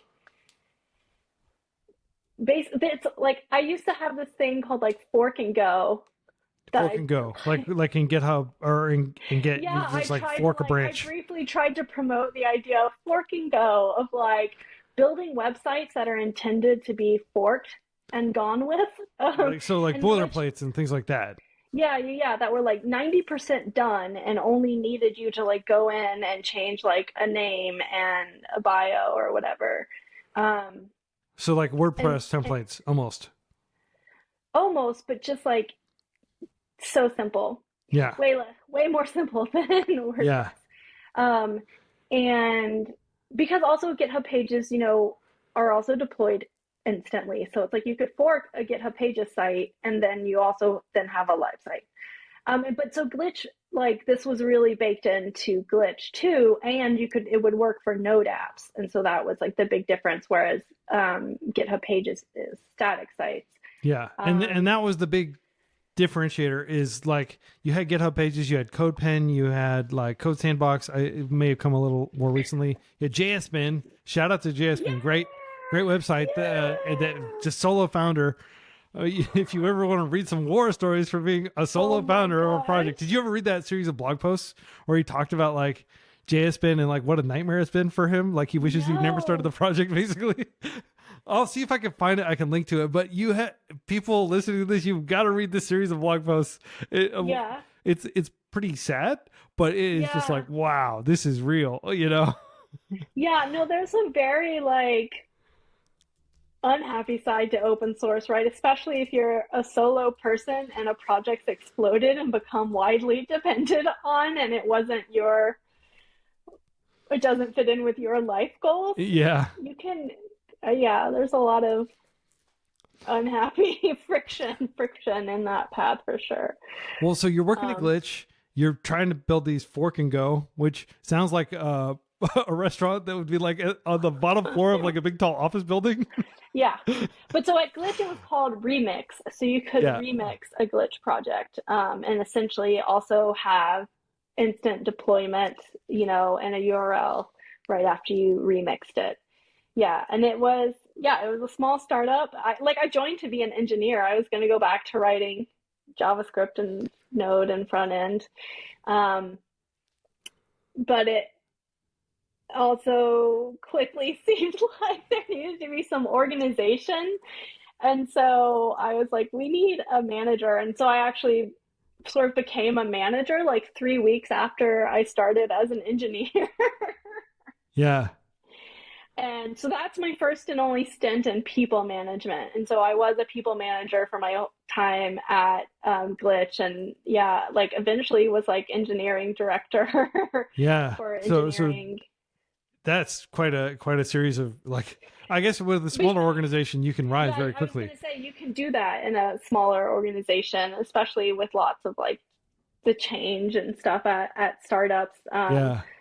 But yeah, we had, I mean, it was still pretty small teams running these things. But I thought it was really, really interesting of like coming from Adam. I was really interested in like building editor interfaces, and that still really excites me about like Glitch and excites me in general because I don't love VS Code. I think I'm allowed to say that. That's fine. You There's a besmirched lot the going name of on. our beloved editor. It's like a spaceship command center, and so I Yeah, it is really very complicated. yeah. To make sure I'm understanding, like, there, it's like Microsoft Excel when you just need like Google Sheets or something. Yeah, and so I thought that there was really a need and a place for a simple editor that, and I think that simple editors aren't just to say, oh, it's only beginners need simple editors. I think genuinely like people, and I say I think this, but I've also like talked to these people, Yeah, to confirm it. Like even, established senior plus engineers, when you want to do something for fun or do something for a demo, like you just need the essentials and you need to know how everything works and you just want to get in and start doing stuff. yeah, You don't want to have to toggle a bunch of things or bring a config over. And so I think it's really interesting, like that problem of like, what are good defaults in like a yeah. bare minimum code editor? Convention over configuration. Yeah, yeah, Yeah, the pendulum always swings like, oh, we've got total customizability. Oh, you don't have to customize things because we've got same defaults, right? Like yeah. that always happens with like the tool hype cycle, right? Sorry for the the tangent. But okay, so it, it sounds like you were doing a lot of stuff at Glitch, and like it's a small organization, very exciting, one of a kind product. Like nothing like this had ever existed, as far as I could tell. I almost look at Glitch as like an invention more than a product. Well, so we did have competitors for sure, like Code Sandbox, Replit, like they were all out Yeah, but kind of like, doing. I mean, like Replit, of course, and I think Code Sandbox just does front end stuff, right? Like you couldn't run you couldn't run full stack apps there, and Replit, you might be able to do that, but they didn't abstract so much away from you like Glitch did. Yeah, That's why I yeah, think of Glitch as in a category of its own. yeah, In terms of just simplifying the development experience. Like if you knew what you were doing, you could get in and get something live so quickly. It was amazing. So what made you want to like leave and like why didn't you just stay at that Glitch? Did Glitch get acquired? What's going on with Glitch these days? So I saw it was it very did popular for Wordle. Like everybody was using Glitch for Wordle. Like I couldn't believe the it amount of did traffic to eventually Wordles. get acquired by Cloudflare. Okay.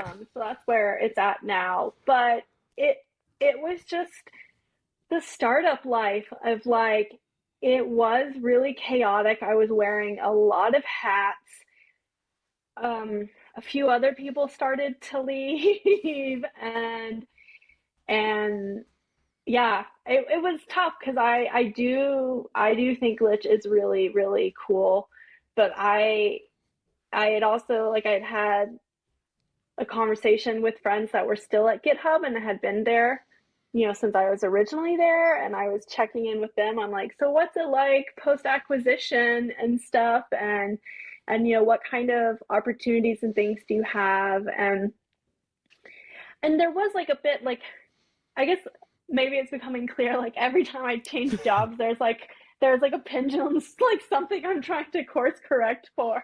Yeah. um but at Glitch I did like yeah, it's like we had product for like a minute and then we didn't have product. And so then I became product, but I was also director of engineering and stuff. Yeah. And I like couldn't, And when you say product again, you like having product managers on the team yes, that yes, would actually having, oversee development of a particular product, multidisciplinary, bring the designers and the developers yes, and the business people, all those people together, and kind of like advocate for the product itself. yes, exactly. And so then eventually, like also technically I was in charge of product and, but like there were a lot of engineering challenges there too. And so there was just never any time to think about product. And yeah, like I've said, like I'm really interested in sort of the product aspects of like what actually is like the minimal code editor that makes like senior people, seasoned people happy and also is Yeah. really inviting and not scary for beginners and like those, yeah, like solving those problems are product problems. And I wanted to do that at Glitch, and there was just never time to do it because it was just, yeah, startup chaos and like, Yeah. and me being in charge. There was not a scenario where then I become just only in charge of product, right? Like, Yeah. um, Short of them like bringing on a whole lot of additional people to absorb all the responsibilities that you've taken on. yeah, Yeah. so it was like I had to wear a big engineering hat and just like a tiny little product hat. And so that's what kind of got me thinking again and thinking back to my Electron time of like, I do really get some satisfaction out of like, oh no, we need to build the developer tool like in the right way. Um, and so, yeah, checking in with friends about like what GitHub was like post acquisition, it seemed okay. Um, and they happened to have an opportunity to rejoin in sponsors, to work on sponsors at GitHub as a product lead. And so I did. Yeah. And yeah. And that's where you are today. That brings us up And to that's, that 1 hour yeah, of that brings, roundabout. We're back to Jessica in 2024. yes, Um, yeah, I'm not working on sponsors anymore, but I am still but you're product at at GitHub. GitHub. Like we've Yeah. had, I mean, it is a large company now. We've had like 4 reorgs. Yeah. Like, Yeah, GitHub sponsor. um, Just to talk about that product real quick, we use it. FreeCodeCamp uses it. We were an early adopter of sponsors because we're a charity that likes to sustain itself and not run out of money. And of course, GitHub created this tool that would like at the time, I don't think there were any fees at all. It was like way better than like Patreon yeah, or even like PayPal or Stripe. So people get, if you already have a GitHub account, you can add your credit card number or whatever, and you can start supporting open source projects. And I support lots of them. I don't support them through GitHub sponsors. I think I just use Patreon, but it's fine. but people do support us. A lot of open source contributors support FreeCodeCamp, and so that is a cool thing. And GitHub makes it pretty seamless. It's a very clear minimal product. It's unconfusing, and it's right there integrated into GitHub. So thanks for helping oversee that, because FreeCodeCamp gets thousands of dollars a month, maybe thousands, from GitHub sponsors. This is a big help. Yeah. So you talked about like some of the reorg. Can you describe what a reorg is? Reorganization? Yes, reorganization. The org chart changes. And it is like so much a part of big companies. And this is like, so now being back at GitHub, this is the biggest company by and large, I've worked for. So a lot of this is just what I've learned now being back almost 3 years. Yeah. Um, yeah, reorgs happen. Well, yeah. What is a reorg? There's, Like exactly like. oh, so it's, like, what's the People use this term all the time, but I'm not sure exactly what it means.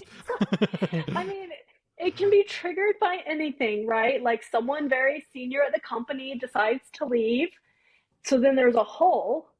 And then like a few other people then get promoted, which then leaves holes down below. And then you all of a sudden you have to move all these teams around to make everything make sense again. Okay.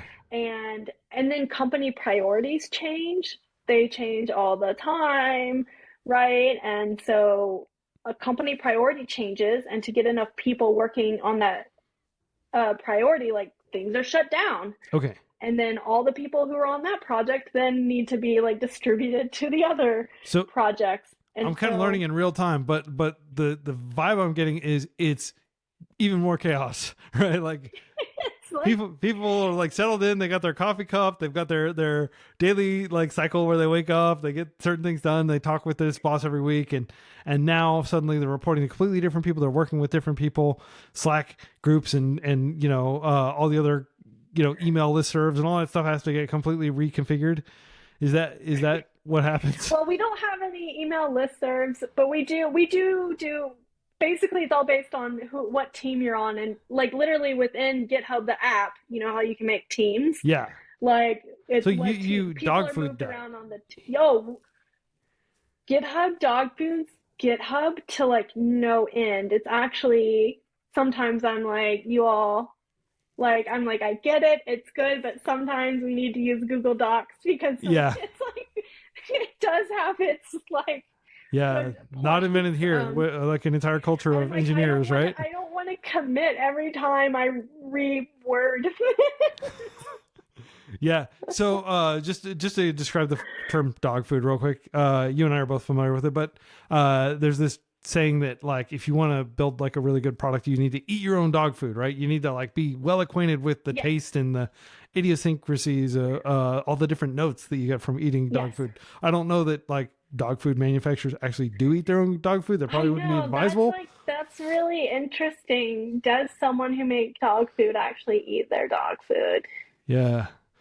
Well, they must. Where did that come from? I'll have to interview some QA people from Purina or something. Yeah. Okay, but yeah, we I mean, legal is a repo, like HR is a repo, like we push it to the limits. Everything is happening on GitHub. That's great. And I mean, a lot of internal tools are born like Electron. The fact that you wanted to build your own editor and not just settle for JetBrains or something like that, like that you wanted to. Yeah. So a lot of creativity is spurred by this kind of culture of eating your own dog food, it sounds like. But that comes with its headaches as well. Yes. Yeah. And because sometimes we're on things like really early before they release, like projects, exists and is a thing for everybody now. Like the Kanban tool. Yeah. But like we were using the early, most broken version of it, and I was like, ah. Yeah. You get to be the guinea pigs, the test subjects. Yeah. Yeah. Yeah. Well, I want to talk with like some practical advice. Obviously, your journey into tech is very unique. I've never talked with somebody who came from architecture as a field and in civic planning and things like that, who just had somebody from GitHub like approach them like, hey, do you want to work again? I mean, it's like, again, I use the term Cinderella story. For you, maybe there was a lot of like struggle and everything, but that sounds like a really amazing transition. Like, congratulations on your extremely, what sounds to be like a really idyllic transition into Yeah. Yeah. I did sort of later find out more details about how it happened, and I don't feel like this is okay to talk about, but I guess like this is just what I was told was Jim Palco was at an event with a founder of GitHub who's doing interesting stuff at Code for America this year, and I guess my project was interesting. Right on. Getting a recommendation straight from the top. Founders do talk to one another. And so that's how I ended up getting pinged. And my Code for America project was one that actually two other people decided they didn't want to work on, and I was like, well, then I'm going to do it. I felt it was important, and so I did it. Yeah, that's awesome. So, I mean, that would definitely be like a who you know type thing. Like you make your own luck by virtue of being kind of the woman in the arena, like being out there building apps, working with Code for America, which, there were probably a lot of other lucrative things that you could have pursued instead of going into Code for America. You took that and you were rewarded not just by being able to like do good work and make an impact, but use all of my savings to move myself to California. Yeah. It's not a cheap place to live. Yeah. So it sounds like I'm trying to like take some generalizable advice from your story. Maybe you could summarize some of the things that like worked out really well that you're in retrospect, you're like, that was a very good decision. Oh my gosh. On the fly, I don't know. But I feel like not I feel like what has been really good in general is working in the open. Mm-hmm. Like, I think that also has helped me, Yeah. right? Like, I find jobs and connections on Twitter from talking about what I was working on. And I don't, I don't Well, so know. let's pull on that thread a little bit. So working in the open, like of course contributing to open source. Famously, we haven't even mentioned this, but one of the most popular ways to learn how to use Git is this Node School module called Git It that we used to actually recommend in our core curriculum, and so probably thousands and thousands of people have used Git It because we personally recommended it as like a good way to learn Git and practice those different Yeah. commands and stuff, and Yeah, and I have not get some of the touched it. concepts. Yeah, I've not touched it in many, many years, but people are still using it. It's in the tens of thousands now that have done it. Um, but so I do think so you mentioned like contributing to open source, and I want to say that I also think it's like scratching your own itches too, because I Mm-hmm. think it's really, really hard to just go out there and find a project to contribute to. Yeah. Um, but you can create your own stuff, right? Like create like nerdy pages for things you're into, create little projects for things you're into, and just like as long as they are on GitHub, like I don't think you necessarily have to be like, I'm going to become a top contributor to React. Like, Yeah. you know, That could be a stretch goal. like, yeah, it could be a stretch goal, but like also, I think if you're doing stuff that you're really interested in, you have a better chance at succeeding in it because I think sometimes people do come and have the idea of like, oh, I just need to find an open source project to contribute to. And then you think, well, then if you find just like any and you're not actually using it and you're not like interested in the problem it's solving, I think that impacts like the time you put into it or like your contribution Yeah. and stuff. Like if you have the time, and not everyone has the time, which is another thing, but like if you have the time, like build your own thing and talk about it. Yeah. And it can be a small thing. It could be a small thing that ultimately grows into a Yeah. very large thing like Yeah. Electron. Like, wasn't Wordle small? Yeah. Yeah. I mean, Wordle took the world by storm. I don't know how it works. I Yeah. just see people with these like 25, squares. I can't remember exactly Yeah. how it works, but yeah, as they say, like big things have small beginnings, right? Like, and I'm sure Get It, when you were sitting down, and did somebody ask you like, hey, can you build a module? Like, how did that come about? That came about because in the early days of GitHub, so this was in my first like tenure, we were doing a lot of community events. And so there was kind of the freedom to say, like, is there a thing you care about that you want to have a community event for? And I was like, I care about teaching people Git and GitHub. And so and the event was called Patchwork, Mm-hmm. because it was about submitting patches and everyone's like building together this quilt. Nice. And I like that. so I ended up building Git It so that I could like host this patchwork event at the GitHub office and like teach people Git and GitHub. Yeah. Well, I mean, it's just like a simple, like, why not? It was permissionless innovation, right? And then you submitted it Yeah. to Node School, and then the rest is history, pretty much. Yeah, and I'm it is taking a a lot of inductive leaps, but yeah. How many revisions did you did? Like, what was the early days of people using it? Did you get a lot of user feedback on it? People like, this part is like buggy, or this part is kind of yeah, confusing. definitely I got a lot of feedback and so the early days it was a Node School application, so that Mm-hmm. means it ran in terminal on the command line, was fully on the command line. But then as I started to get more involved with Electron, and I think I mentioned like beforehand, I had never felt the desire to build a desktop app before, so that's why I was totally clueless about desktop app building. But then when I started to work on Electron, I was like, oh, actually, Git would be really good as an Electron app. So I did rewrite it as an Electron app. So there is like a desktop version that's more visual than the command line one. I So will that's, link to that in case anybody wants to try it. oh my gosh. I'm sorry, I haven't merged any pull requests in a long time. Are there open issues? When was the last time you even checked out the repo? 5 years ago.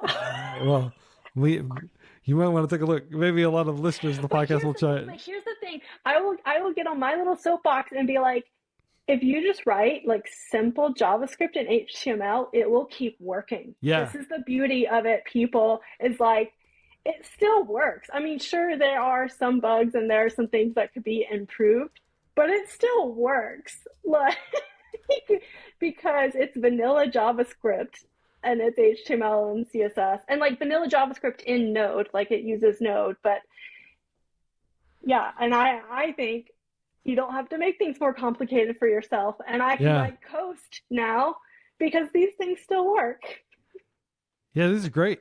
Yeah, and on 7 open pull requests, it looks like it's like pretty healthy in terms of like people aren't complaining too bad about like because you use the fundamental tools that don't generally change. People don't want to break backward compatibility and stuff. So yeah. Oh, and I hadn't started yet. I just started. So check out Get It. It's going to be a link in there. What does the future hold now that you're a UK citizen and an American citizen, like hanging out there in London? What are your plans for the next 10 years or so, if I can be so bold as to ask that? I don't have any plans. I think I have been really lucky so far that I've been able to follow my interests. And there's certainly like now that I've like spent this time laying it all out, I'm kind of noticing things too of like when I was at City Hall, like I didn't know open source was a thing, right? And I was actually, I'm sure when I was writing my little MIRC scripts and building websites and stuff in middle school, I was using open source, but I wasn't aware of it. Yeah. And then even when I was at City Hall, and even when I was making my little like sewing blog about like instructions how to make things, like these ideas were in my head, but I didn't know there was a world for it and a word for it. And then I learned about that world and stuff. And so then I get more involved with open source, but I didn't know product was a job, right? And when I first joined GitHub, there was, the early days, and we didn't have product people initially and stuff. So I didn't even learn product existed until years down the line. So I've sort of followed my curiosity, I guess, made things, learned about things, and then tried to do that thing. I don't know. So yeah, I genuinely don't know what's next. Like I want developer tools to be good. I want collaboration to be better. I feel like there's endless work to do there. Sometimes I do get tired of being sort of in the belly of the beast of tech, and I imagine my like, what would I do if I weren't like at a giant company? Going back to City Hall, maybe helping with some urban planning, helping people use technology to like fix. Walkability seems to be something that you've optimized for. I love that. Yeah, maybe you could talk a little bit about that, because I imagine you're like interested. Do you still, read about urban planning and like geek out about like different cities and their decisions and things like that? I still follow about what different cities are doing. And I've done like a few things along the way too. Like while I was at Glitch, I did another short fellowship with, actually, this was like a bucket list thing for me. My favorite urban designer is Jan Gehl, who is a Danish urban designer. And he had a nonprofit from his private practice. And I did a fellowship with them to open source, like how to measure activity in public spaces. And so I helped them out, like putting it on GitHub and making it a more contributable thing. And that was like a bucket list for me to Yeah. be involved in any way with Jan Gale and to like combine like open source and tech and stuff. And then for a number of years, I was on the board of a nonprofit that is no more. But Well, what were they? They were also in what space? What problem were they helping with? transportation data and like public health. So it it's called Streetwise, and it was around like this idea that also is not unrelated to the things that were frustrating me at City Hall, of that cities are doing a bunch of different initiatives to improve mobility and transportation in cities, from like walking and cycling and making things more transit oriented design, TOD. And they're doing things. And then a lot of times they are measuring it and running studies afterwards, and there's results. But there's like no way to know, right? Like that this other city did this thing and they have a whole like set of results on what the impact of those things were. And so this was trying to be a centralized location for results from like mobility and transit studies, and to like summarize them and bubble them up and be a central place, so that if you're a city and you're kind of like, we have maybe this amount of money, this amount of time, we're a city of this scale, like what can we learn from people who've also been in this situation? Or like what are the best outcomes to from like different types of bike lanes to add and stuff like that. So if we are going to make like an intervention, like what's the best one we can do? And so yeah, I've tried to stay involved in like, I mean, that seems like a really noble effort, because a lot of taxpayer money is spent, and a lot of engineering talent, planning architectural talent, trying to figure out like, okay, what should we do here? And they're probably, because there are thousands of cities on Earth, you might be able to find a city with similar demographic data and like similar all those different considerations that make a city like another city where a similar experiment has been done. But if that information isn't publicly accessible, or if it's just obscure and they don't know about it, they may be completely, blowing a lot of their budget reproducing something that's not going to work, that has already been proven to not work, or to be suboptimal or something like that. So I can definitely see the merit in that. Like, have you ever considered like maybe creating a charity of your own? I don't want to put you on the spot. So a couple of times, like over the years, someone is like, why don't you start your own Electron consultancy? Or like, why don't you just like go on your own now? That's the scariest thing I can think of, honestly. Like, I don't think I can do it. It sounds scary and hard. Why did Streetwise fail? Do you know? Like, was it adoption by the cities? Was it like they weren't able to sustain themselves?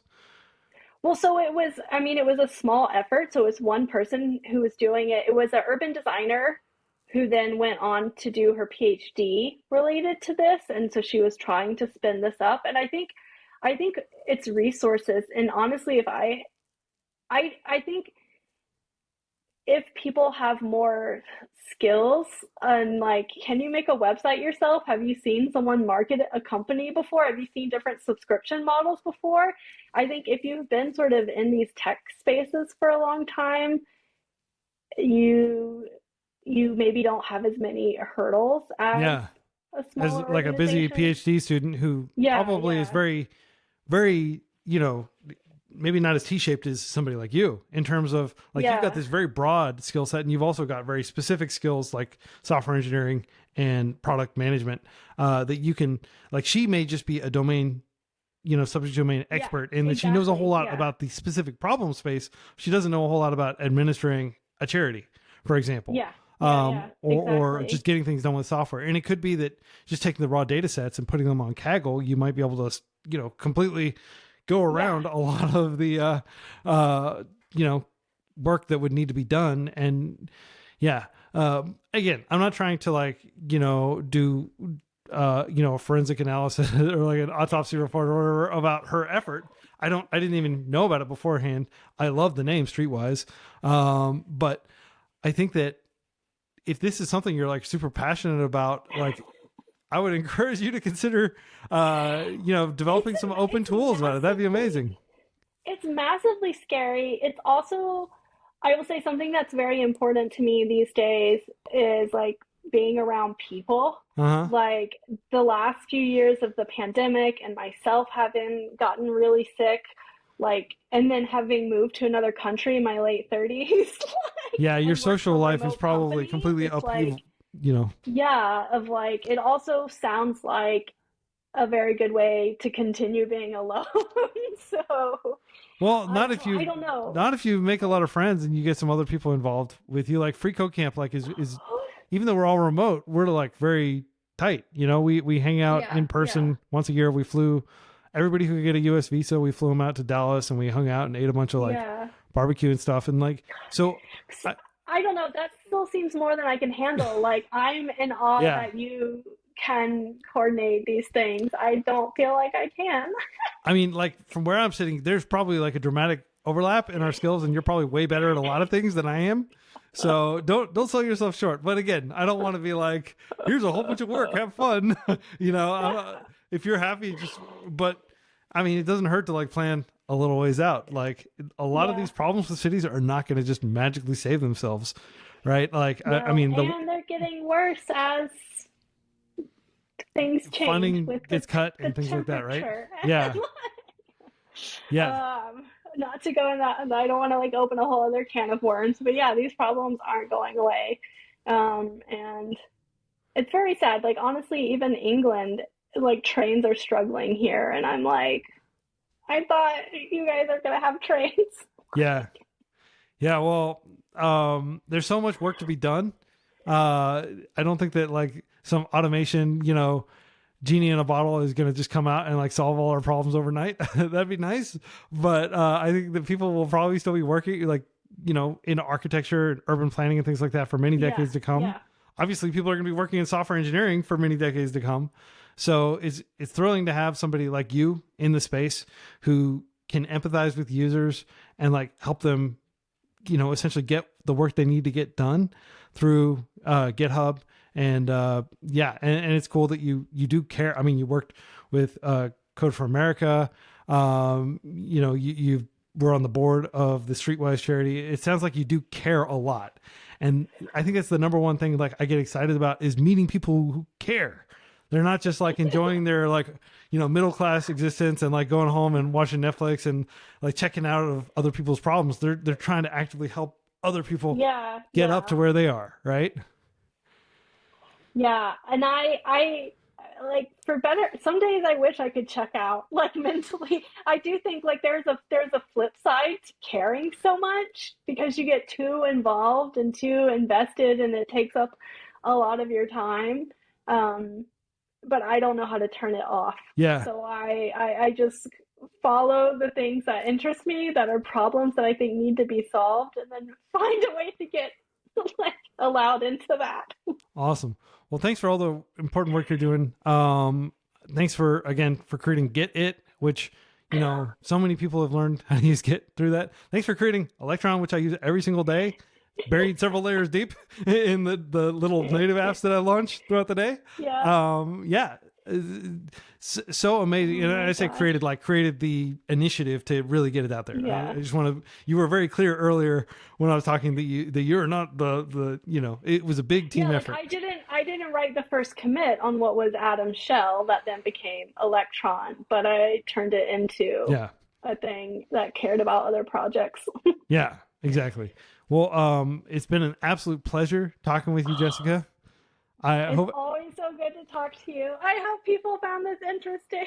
yeah, absolutely. And to everybody out there who has learned, I hope you've learned a lot from listening to Yeah, Jessica's experience. and that you can have, I love about tech that people have different backgrounds, and all of those different backgrounds feed into making things better in tech. So, yeah, I don't know. If there's anything I would say is that you can always change what you work on. Yeah, Yeah. right on. Well, thank you again. And everybody out there, until next week, happy coding.